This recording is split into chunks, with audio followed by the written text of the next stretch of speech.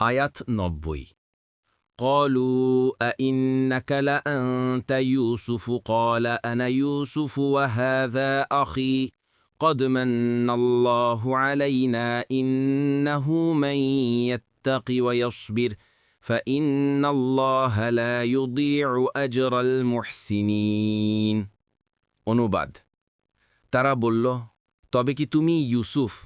তিনি বললেন, আমি ইউসুফ এবং এ আমার সহোদর। আল্লাহ তো আমাদের উপর অনুগ্রহ করেছেন। নিশ্চয় যে ব্যক্তি তাকওয়া অবলম্বন করে এবং ধৈর্য ধারণ করে, তবে নিশ্চয় আল্লাহ মুহসিনদের শ্রমফল নষ্ট করেন না। তাফসীর ১ নং ফুটনোটের বিবরণ। এরপর ইউসুফ আলাইহিস সালাম বললেন, আল্লাহ তাআলা আমাদের উপর অনুগ্রহ ও কৃপা করেছেন।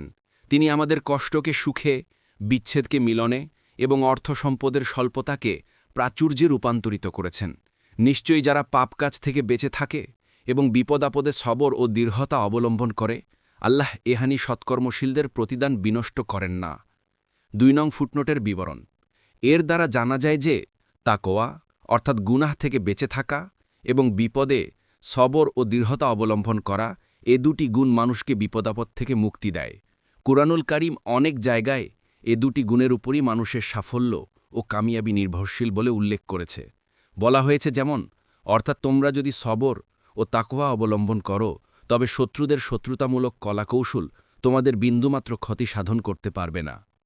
সূরা আলে ইমরান ১২০ নং আয়াত।